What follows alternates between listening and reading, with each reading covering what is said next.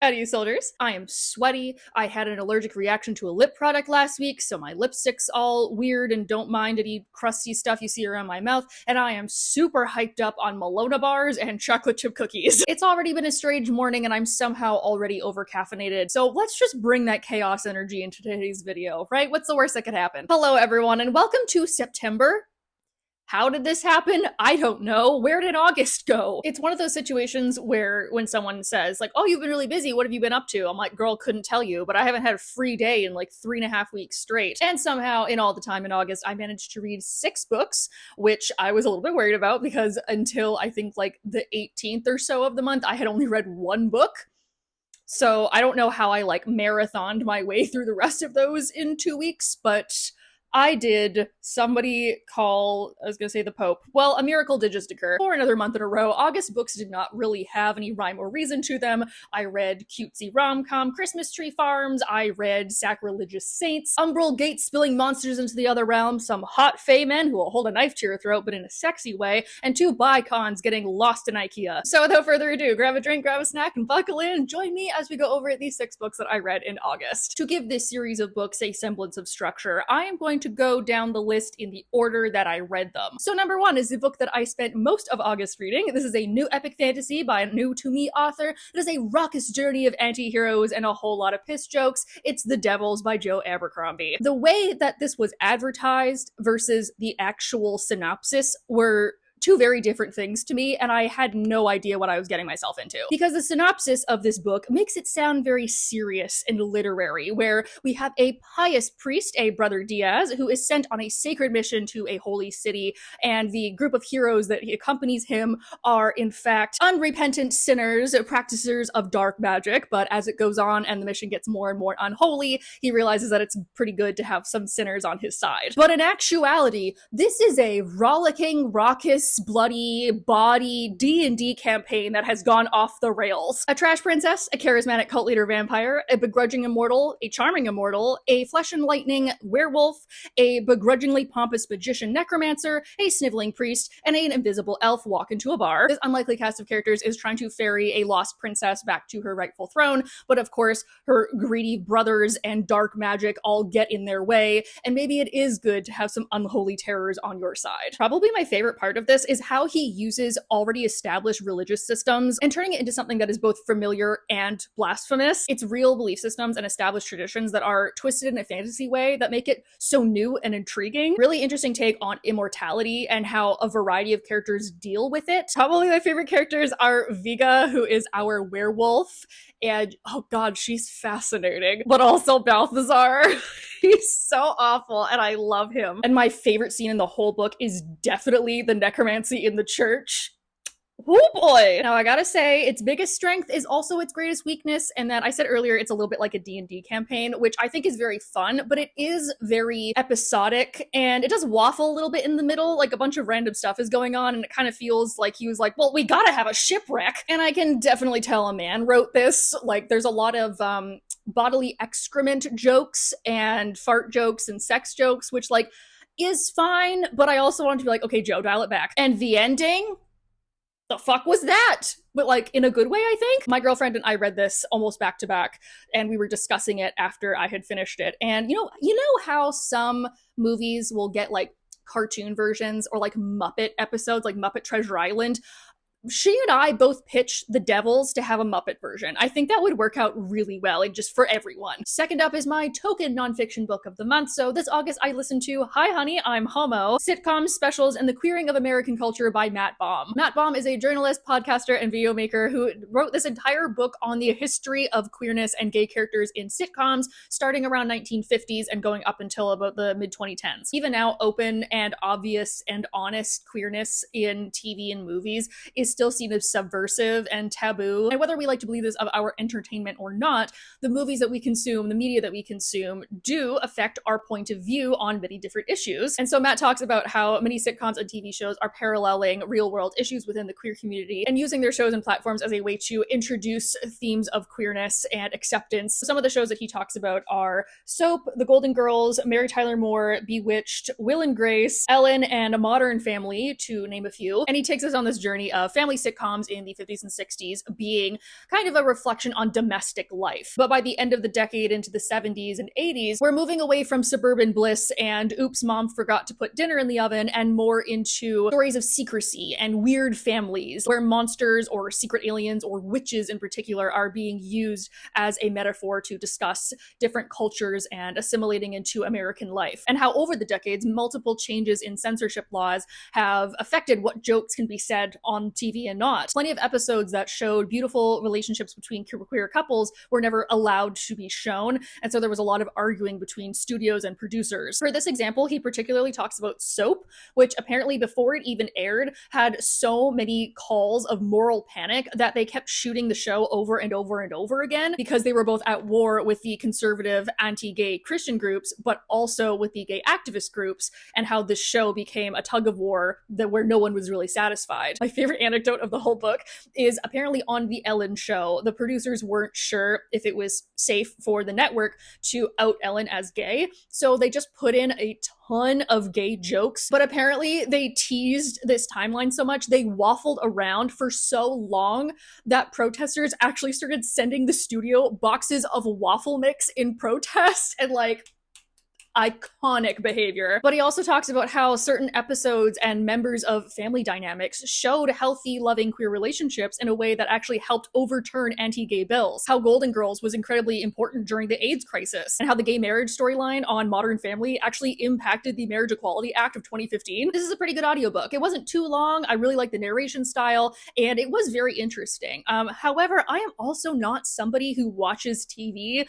Like 9 times out of 10, if you say, have you seen this show? I will say no. Like I never watch anything ever. So I think I would have gotten even more out of it if I was a fan of these TV shows. So if you know like a big TV sitcom fan that also wants to learn more about queer history, I think they would really, really like this. Next up is a rewrite of an old favorite. So if you have been around here for a little while, or you can see the background in which I film, I'm an absolute freak for fairy folklore, and one of my favorite books that I've been saying has been my favorite for a long time is The Falconer by Elizabeth May. This is a YA historical Scotland book where our main character hunts fairies and has to give her blood in order to keep them sealed away in the other world. A bit historical, a bit fantasy, a bit steampunk, plus redheaded girls with swords kicking ass, and then like hot fae men. Like, what's not to love? Well, apparently there was a couple things not to love, specifically by the author Elizabeth May.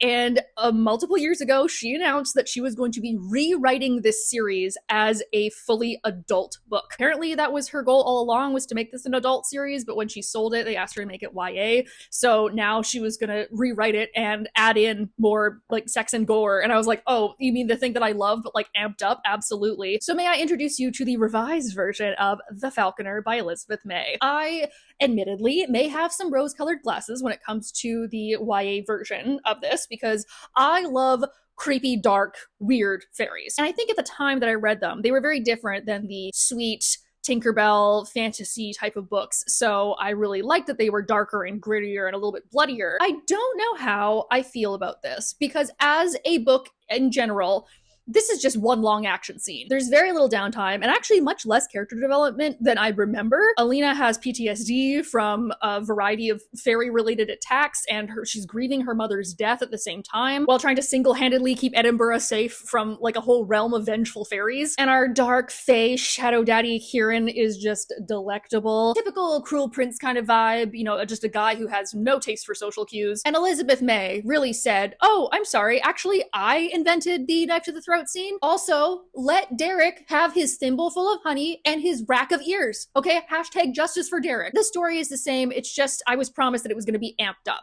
and it was. It was a bit bloodier, and there was like one more sexual tension-filled scene.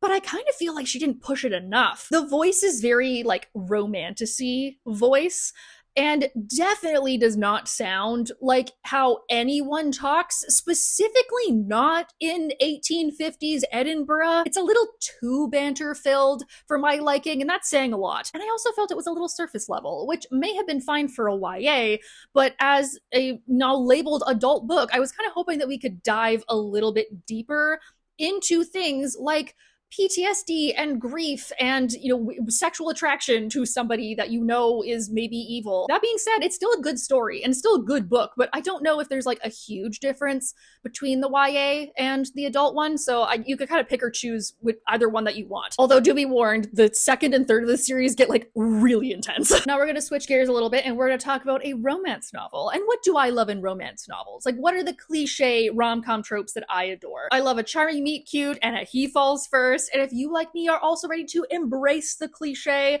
then I would highly recommend Unromance by Erin Connor, where our main character Sawyer is a jaded romance novelist who is having the worst writer's block of her life and needs inspiration for her next book that her agent's been hounding her about. So to get some inspiration, she has a one-night stand who turns out to be a recently dumped TV heartthrob, Mason. Mason says that he will help her with her writer's block, and Sawyer decides to ruin all romance tropes one at a time so that Mason can't get his heart broken again. They're gonna go on all these cute rom-com dates, but they're not gonna have sex and they're not gonna fall in love.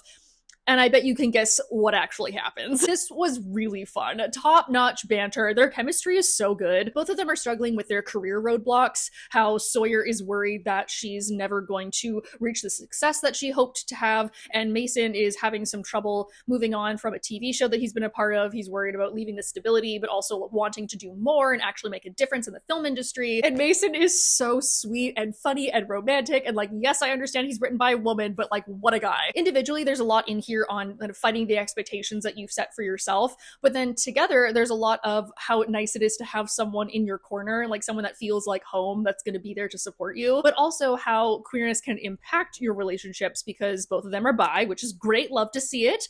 And Sawyer's ex, who she is having trouble letting go of, was a woman, and the ways that that relationship is different from this new one with Mason, which, like, as a fellow bi, there are going to be ways that you approach different relationships with various genders, and I like that that was addressed in this. The dates they go on just sound so fun. Like, what do you mean we're gonna go to like a fun little Christmas market and eat soft pretzels? What do you mean we're gonna go get a Christmas tree together? The IKEA date was so fun. It really did feel like you were there with them, and like, I love going with a group of friends to an IKEA, just like fucking around for a couple of hours, and that's exactly what this felt like. The steamy scenes were also so good because there's so much buildup and there's so much tension. My main complaint about this is actually that I wish there was more of Mason and his fame, considering that he's very well known. I kind of kept expecting the other shoe to drop of, an article to show up on TMZ, or like a reporter to like ruin their dates or something like that. Is something that I see in a lot of famous person, ex-regular person romances. So it's not bad, it's just different. But definitely very sweet. I felt myself being swept away as I was reading this. Get loved and supported, idiot. Second last is this teeny tiny novella that I was sent by Tor.com, and this really asks the question, what if anthropologists were used for evil? And it's Making History by KJ Parker. This is a vaguely historic parallel timeline fantasy where a tyrannical king wants to wage war against the country next to him, so he tasks 7 scholars with creating a fake ancient city that they can unearth as proof that he is part of a long divine line of kings. And so we follow the linguist in charge of creating language as he talks about his team and how they're going about faking an ancient city. But then in the middle of their highly classified top super secret project, artifacts and pieces of language from their fake city start showing up, and they can't defraud them. There are actual real artifacts. So what is the truth, and how will they swing that in their favor? First of all, no complaints about the writing. This is so beautiful in both a way that's lyrical and academic, as this whole story is about, shall we say, creative history, and someone being able to spot, identify, and create something fraudulent is a fascinating setup, watching these people create a civilization from scratch. Now, of course, most of us know that history is written by the winners, and anybody who is writing something down has an agenda. But having a main character who is so obvious about not only their own deceit, but the ways that they deceive others is incredible. Each day is a leaf, another day falls on top of it. The weight of the present crushes the past into something solid, dense, and rock-like.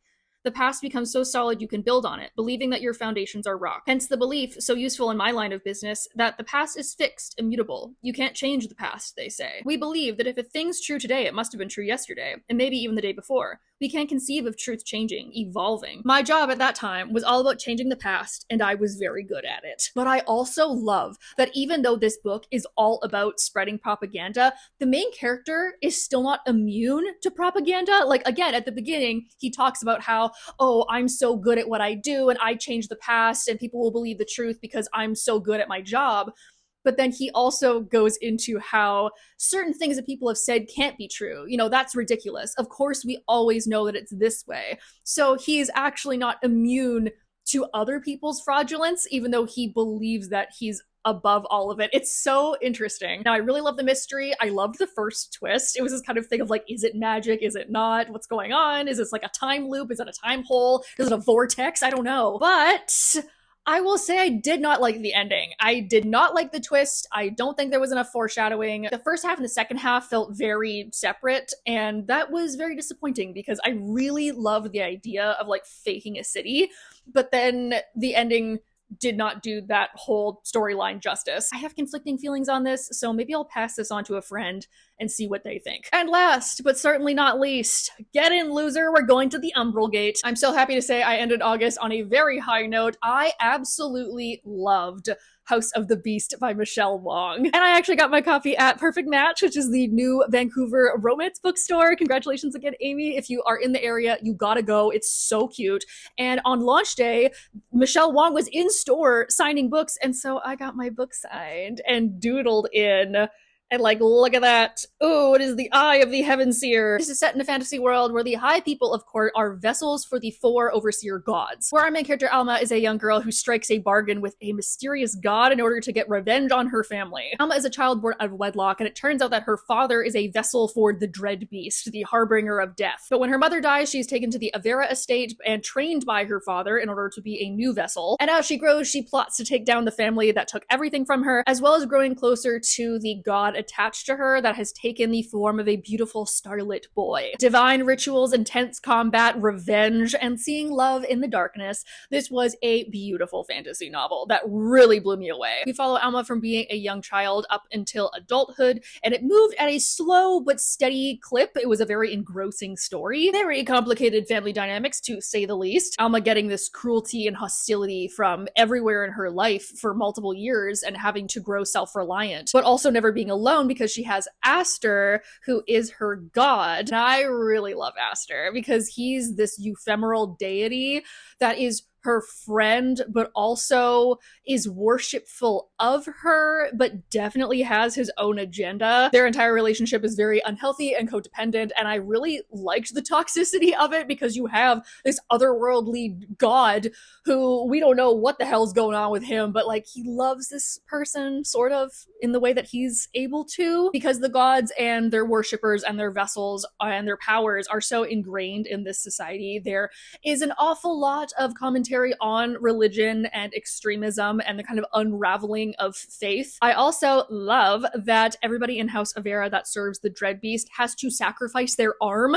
So all of the fighters have this like mechanical steampunk magic arm. Everyone in this family has an amputated limb, including our main character. So having a disabled main character where that is such a part of her life and such a traumatic part of her origin story, but something that also like binds her to godlyhood is very interesting. Speaking of lopping off arms, this book does not shy away from gore and dismemberment. It's extremely bloody and very physical, and I like that it asks the question of, is revenge worth the physical toll on your body? But everybody in this story is morally gray. Our villains, our heroes, our anti-heroes, our antagonists. But a big thread of this is kind of seeing the horribleness in someone and loving them anyways. A lot of difficult and complex topics that I think she tackled extremely well. They were all woven so seamlessly together. I love how all of our side characters come into play. I haven't even mentioned Kame and Fiona. I love them so much, even though they're awful. Oh, and I almost forgot. So Michelle Wong is the illustrator for Legend of Korra, and she has illustrated the whole book as well. It's so fun to be reading and then have like a little illustration pop up. Girl, hello. Hi there. Oh my god. Page 91. Stunner. there. She also drew the end papers. Look how cool these are. Really gorgeous book, really gorgeous story, and there may or may not be something interesting happening with me and Michelle Wong this fall. Can neither confirm nor deny, but maybe keep an eye out. And that's that on that. Thank you all for joining me this afternoon. Those are the 6 books I miraculously managed to read in August. Believe it or not, my camera ran out of battery more times than it overheated, which is incredible. I mean, my air conditioning unit has been on almost the whole time. So like it's gonna start a union soon by the amount of time that I've been running it. Please leave down below if you yourself have finished any of these books and you'll want to chat about them. Maybe leave what you finished in August. Are you also heinously behind in your Goodreads goal and need to commiserate, or are you gonna make me feel bad about myself? I do feel like I'm coming down off my sugar high from earlier, which is good because it's too warm to be that hyper. Also, I know you guys can't tell because, you know, you only see this much of me, but I have in fact been breaking in new shoes this entire video. And so if you've seen me like going back and forth a bit, it's because they're squishy insoles. So I'm just having the time of my life, you know, filming this video with great arch support. I've been putting off buying new shoes for like maybe more than a year at this point. So the other day my boots fully just disintegrated on me. And I was like, oh no, the consequences of my actions. You know where to click to like the video. You know where to click to subscribe. I hope you guys are all having a nice day wherever you are, and I will see you all next week. Bye!